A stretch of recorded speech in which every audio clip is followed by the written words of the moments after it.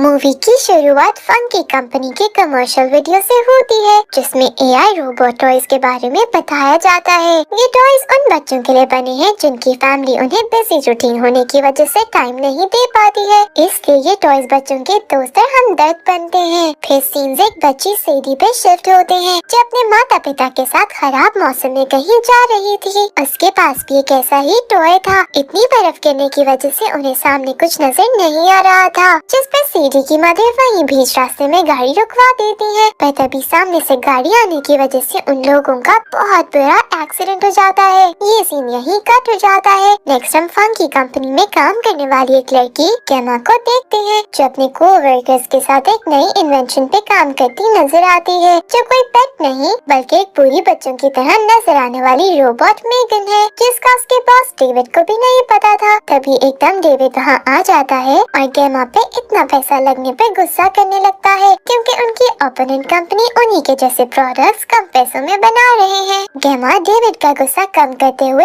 उसे मेगन का डेमो देने लगती है, पर जबकि अभी मेगन पूरी तरह तैयार नहीं थी, तो वो ब्लास्ट होते हुए गेमा की इमेज का डेविड के सामने कचरा कर देती है और डेविड गुस्से में उसे फ्राइडे तक का टाइम देते हुए एक अच्छा सैंपल लाने के ऑर्डर देता वहाँ से निकल जाता है। अभी गेमा इसी टेंशन में बैठी थी कि उसे हॉस्पिटल से कॉल आ जाती है और हमें पता चलता है कि वो सीडी की आंट है और उस एक्सीडेंट में से सीडी ही बच पाई थी और गेमा के अलावा उसका कोई और रिश्ता न होने की वजह से सीडी की कस्टडी गेमा को दे दी जाती है। ये इन दोनों के लिए एक बहुत ही बड़ा चेंज था, पर अब इसके अलावा कोई और रिश्ता न होने की वजह से गेमा सीडी को अपने साथ घर ले आती है, जहाँ वो बिल्कुल अकेले रहती थी। पर अब अचानक एक छोटी बच्ची की जिम्मेदारी मिलने पर उसे समझ नहीं आ रहा था कि वो कैसे सब चीजें मैनेज करेगी। फिर भी अपने इमोशंस को साइड पे रख के वो सीडी को घर की फील देने की कोशिश में लग जाती है। तभी रात में सोने से पहले सीडी गेमा को उसे बेड टाइम स्टोरी सुनाने को कहती है, जिसकी मदर उसे रोज सुनाया करती थी,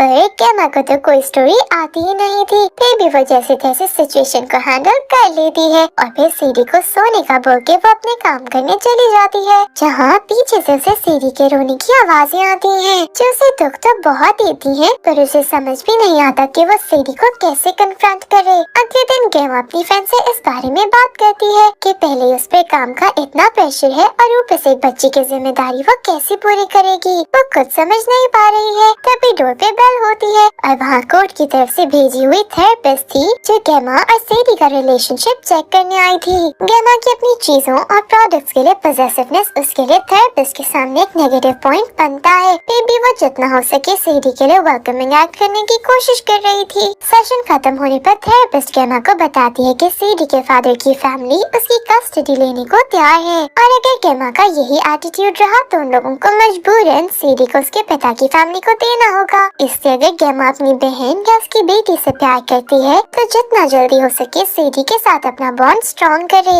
और इसे नॉर्मल लाइफ की तरफ वापस लेकर आए। थेरेपिस्ट से इतनी एडवाइस मिलने के बावजूद भी गेमा अपनी बिजी रूटीन की वजह से सीडी को बिल्कुल टाइम नहीं दे पाती है और इसी तरह पूरा दिन निकल जाता है, जिस पर सीडी खुद गेमा से बात करने आती है तो गेमा को अपनी गलती का एहसास होता है और वो सीडी से बातें करते हुए उससे अच्छा फील करवाने की कोशिश में लग जाती है। उसी दौरान वो उसे अपना एक रोबोट भी दिखाती है जो उसने कॉलेज टाइम में बनाया था। वो देख के सीडी कहती है कि अगर उसे एक ऐसा टॉय मिल जाए तो उसे और किसी टॉय की कभी जरूरत नहीं पड़ेगी। उसकी ये बात गेमा के दिल को लग जाती है और वो फिर से मेगन पे काम करना शुरू हो जाती है। फाइनली वो डेविड के दिए हुए टाइम में ही मेगन को वापस तैयार कर देती है, जिसके बाद वो डेविड को डेमो देने बुलाती है और इसके सामने वो सीडी को मेगन का मास्टर बनाते हुए टाइम गुजारने का कहती है। मेगन सीडी को इतनी अच्छी कंपनी देती है कि डेविड भी इम्प्रेस होते हुए गेमा के इस प्रोजेक्ट को अप्रूव कर देता है। अब बस उन्हें चेयरमैन को राजी करना है ताकि वो मेगन को पब्लिकली लोगों के सामने ला सके। पर चेयरमैन को मनाने के लिए डेविड गेमा को कहता है कि वो सीडी को भी इस प्रोजेक्ट का हिस्सा बनाए ताकि सीडी मेगन के साथ ज्यादा से ज्यादा टाइम गुजारे और ये लोग सिर्फ एड्स नहीं बल्कि एक एग्जाम्पल के साथ चेयरमैन और फिर पब्लिक को इस रोबोट की अहमियत बता सके, जिस पर गेमा मान जाती है। फिर क्या था,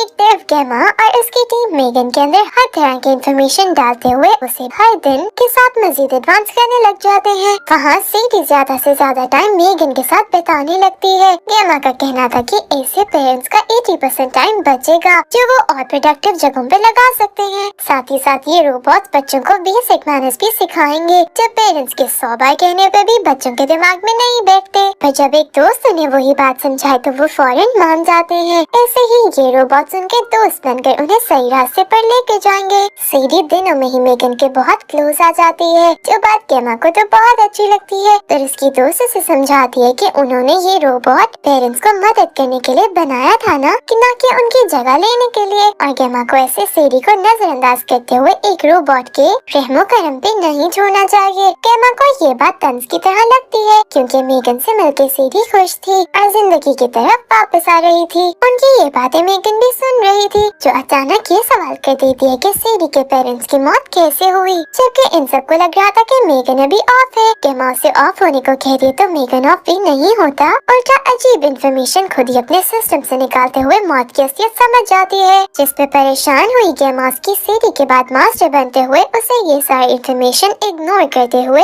सिर्फ उस चीज पे काम करने का कहती है जिसके लिए उसे बनाया गया है, और वो सीडी को इमोशन और फिजिकल पेन से बचाना है। ये बता के वो मेगन को वापस शट डाउन कर देती है। नेक्स्ट सीन में हम देखते हैं कि सीडी खेल रही है और मेगन उसका ध्यान रखते हुए उसके पास है। तभी सीडी का एक एरो गुम हो जाता है, जो वो मेगन को ढूंढने का कहती है। मेगन को वो एरो साथ वाले घर में नजर आता है, जिसे वो तोड़ते हुए फेंस के होल से पकड़ने लगती है कि नेबर का डॉग उस पे हमला कर देता है। ये देखते हुए सीडी उसकी मदद के लिए जाती है कि डॉग उसे भी काट लेता है। आवाज़ें सुन के गेमा वहाँ आती है और उन दोनों को बचाती है और नेबर को भी खूब बातें सुनाती है, जिसके बाद वो सीडी को दवाई लगाने अंदर ले जाती है और पीछे से मेगन खूनखार नजरों से नेबर और उसके डॉग को देखती नजर आती है। रात में अचानक हम मेगन को एक्टिवेट होते देखते हैं और फिर किसी को उस डॉग को उसके मास्टर की आवाज से अपनी तरफ बुलाते देखते हैं, जो शायद मेगन ही थी। खैर सुबह होने पर उस लेडी को अपना डॉग कहीं नहीं मिलता, जिस पर वो परेशान नजर आती है। वहीं गेमा सीडी के पास पहुंचती है और उसे बात करने की कोशिश करती है, फिर बार बार मेगन बीच में बोलते हुए उसे ऐसे एक्ट करती है जैसे उसे सीडी की ज्यादा फिक्र है, जो बात गेमा को थोड़ा इरिटेट करती है। सीडी की तबीयत बेहतर होने की वजह से गेमा उसे और मेगन को चेयरमैन के सामने डेमो के लिए ले जाती है, जहाँ हम देखते हैं कि सीडी अपनी मॉम डैड को याद करते हुए रोने लगती है और मेगन एक रोबोट होने के बावजूद भी बहुत सारे इमोशंस के साथ उसे कन्फ्रंट करने लगती है, जो शायद उसकी प्रोसेसिंग में था भी नहीं। पर दिन ब दिन इंसानों में रहते हुए वो खुद ही बहुत कुछ सीखने लगी थी।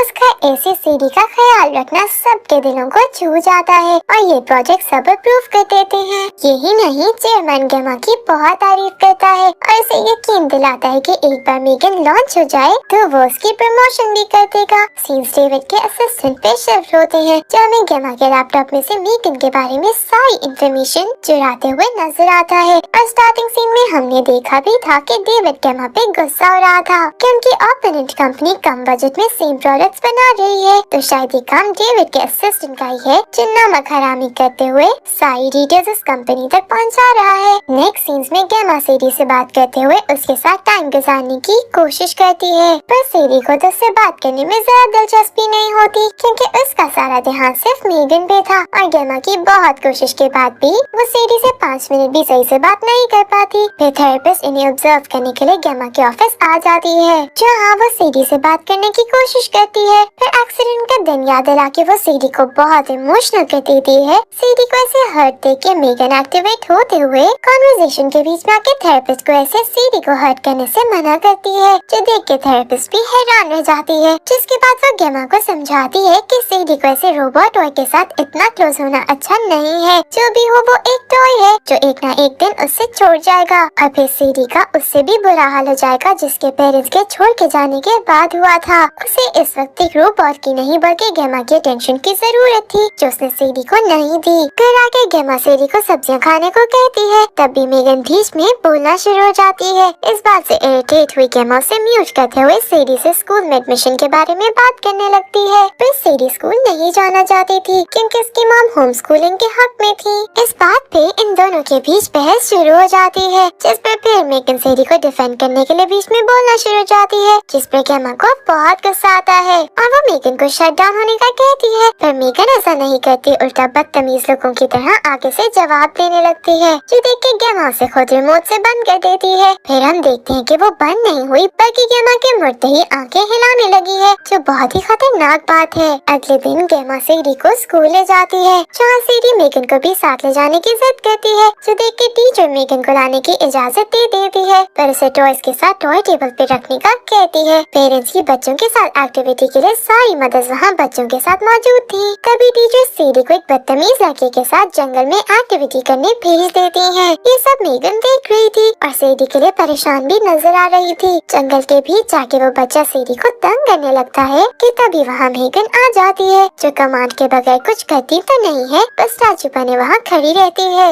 ये देख के इरिटेट होता वो लड़का उल्टा सीडी की जगह मेगन को उल्टा के दूर ले जाता उसे तोड़ने लगता है कि तभी मेगन खुद ही एक्टिवेट होते हुए उस बच्चे का कान तोड़ देती है और फिर किसी जिन की तरह ऐसे खड़ी होती है उस बच्चे की तरफ बढ़ती है कि देखने वाले की भी रूह कांप जाए, जिस पे वो बच्चा अपनी जान बचाता भागता हुआ बाहर से नीचे गिरता गाड़ी से एक्सीडेंट होने की वजह से वहीं मर जाता है और मेगन उसे बस खड़ी देखती रहती है। घर आके गेमा सीडी को इस हादसे की वजह से परेशान न होने का बोल रही होती है कि तभी सीडी उसे बताती है कि मेगन एकदम खुद ही उठ के उन दोनों के पास आ गई थी, जो सुन के गेमा थोड़ा हैरान होती है और मेगन से पूछने पर मेगन झूठ बोल देती है। इससे पहले गेमा बात की जड़ तक जा पाती, दरवाजे पर नॉक होने पर वो दरवाजा खोलने जाती है, जहाँ पुलिस वाला था जो गेमा की नेबर की कंप्लेंट पर उसके डॉग के बारे में पूछने आया था। तभी वो लेडी बातों बातों में कहती है कि मेगन रात के 3 बजे अजीब तरीके से विंडो से उनके घर की तरफ देख रही होती है, पर गेमा इस बात पे ध्यान न देते हुए पुलिस वाले को बातें बना के वहाँ से भेज देती है। रात सोने से पहले सीडी मेगन से पूछती है कि उसने उस बच्चे को मारा है, जिस पर मेगन जवाब देने के बजाय सीडी से कहती कि उसे ज्यादा सोचने की जरूरत नहीं है, पर आज उसे ये जान लेना चाहिए कि मेगन हर लम्हा से प्रोटेक्ट करने के लिए